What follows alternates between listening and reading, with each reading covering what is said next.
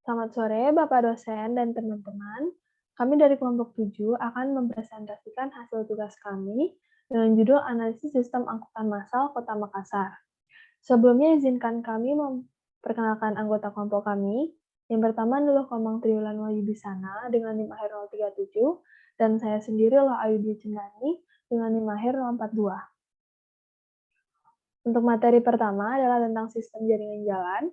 Sistem jaringan jalan menurut Pasal 6 Peraturan Pemerintah Nomor 34 Tahun 2006 merupakan suatu kesatuan jalan yang terdiri dari jalan primer dan sekunder yang saling berhubungan. Sistem jaringan jalan disusun dengan mengacu pada rencana tata ruang wilayah dan dengan memperhatikan keterhubungan antar kawasan perkotaan dengan kawasan pedesaan. Selanjutnya adalah sistem jaringan jalan Kota Makassar. Kota Makassar memiliki 3 akses utama yang diklasifikasikan sebagai jaringan jalan.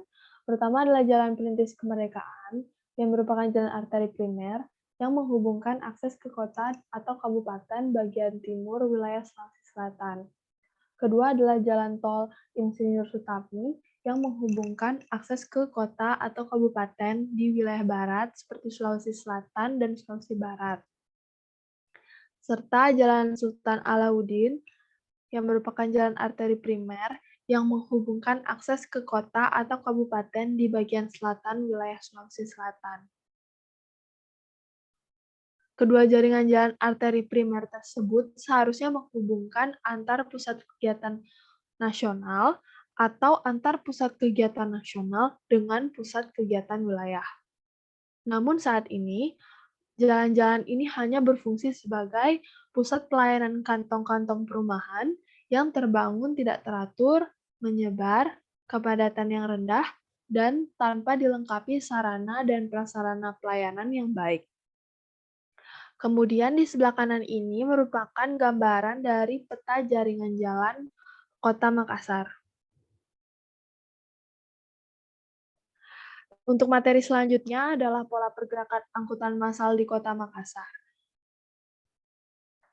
Pola pergerakan dalam sistem transportasi seringkali dijelaskan dalam bentuk arus pergerakan yang bergerak dari zona asal ke zona tujuan di dalam daerah tertentu dan dalam periode tertentu.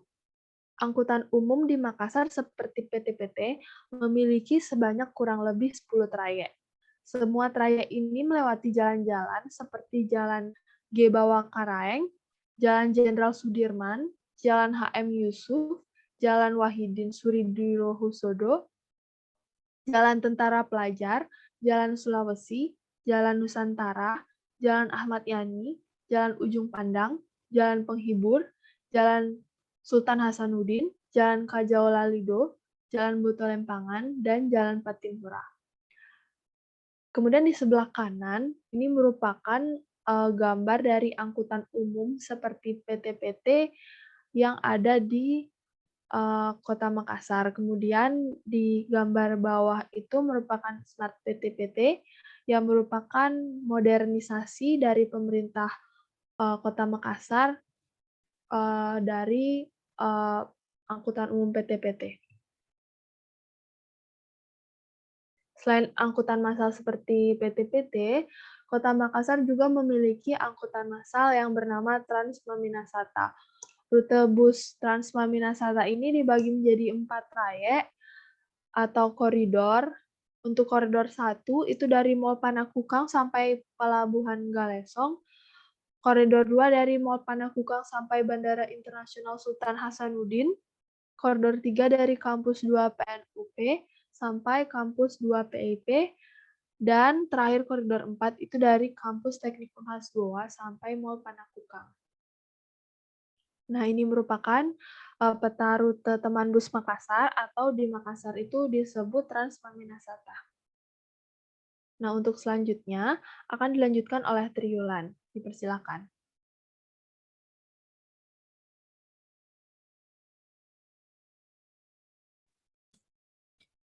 Baik, saya akan melanjutkan mengenai materi sistem angkutan massal di Kota Makassar. Sistem transportasi Kota Makassar pada dasarnya terdiri dari moda darat, air, dan udara.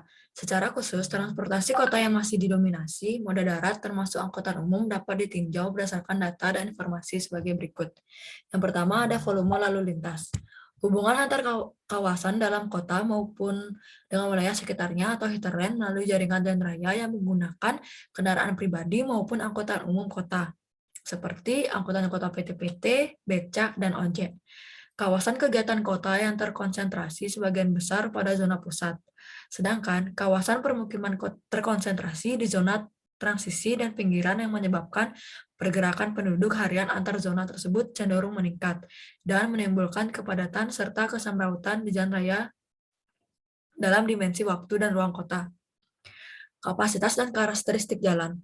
Kapasitas dan karakteristik jalan, utama pada umumnya di Kota Makassar, sangat dipengaruhi oleh struktur ruang kota dan pola penggunaan lahan, di mana kecepatan rata-rata jalan utama yang terletak di pusat kota Central Business District atau CPD cenderung lebih rendah atau lambat dibanding yang terletak di 63 pinggiran kota suburban.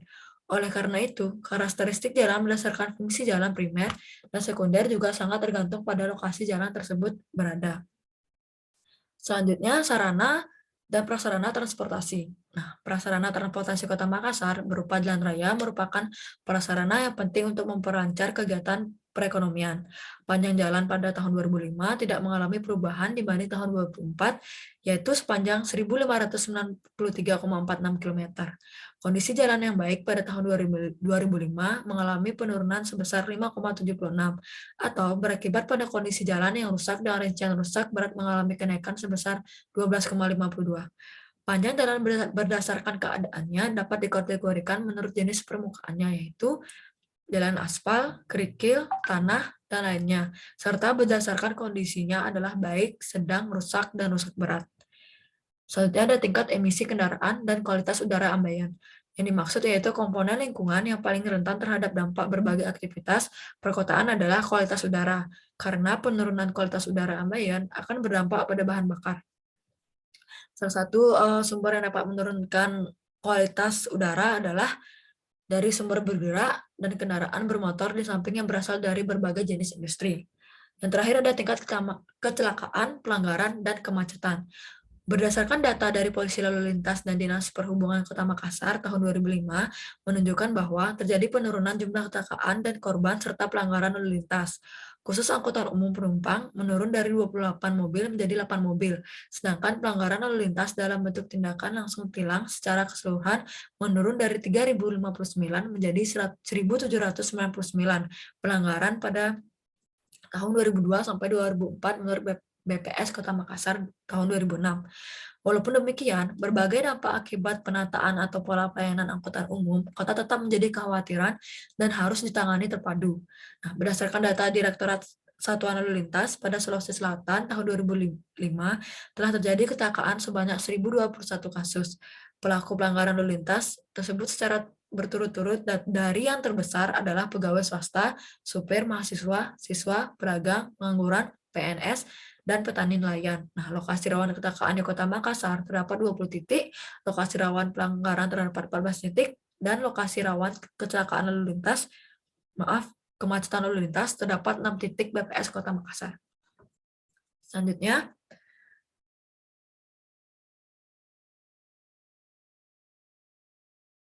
baik, bisa di next.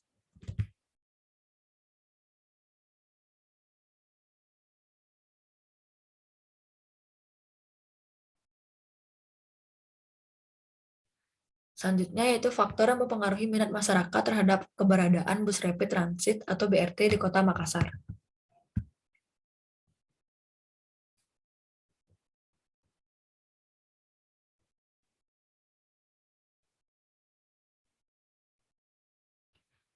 Baik, berdasarkan hasil penelitian yang dilakukan oleh Rahmat Nur Cahyadi yang berjudul Pengaruh Keberadaan BRT Terhadap Minat Masyarakat dalam Memenuhi Kebutuhan Perjalanan di Kota Makassar, ditemukan bahwa dari 5 faktor yaitu keamanan, keselamatan tarif perjalanan, kualitas pelayanan, dan rute perjalanan, terdapat 3 faktor yang berpengaruh terhadap minat masyarakat menggunakan BRT, yaitu yang pertama ada faktor keamanan. Tingkat keamanan meliputi keselamatan terhadap hak milik dari suatu tindakan kejahatan.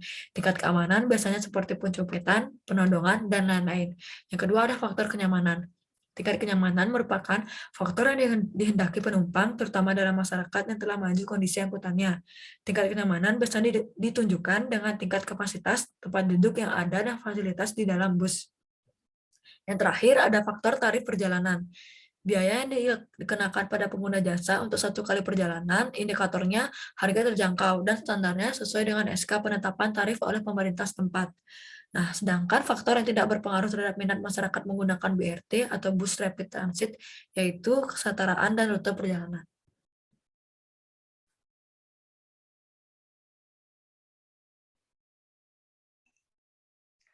Baik, sekian dari presentasi kelompok 7. Terima kasih atas perhatiannya. Jika ada kesalahan kata maupun kesalahan dalam penyampaian materi, kami meminta maaf. Terima kasih.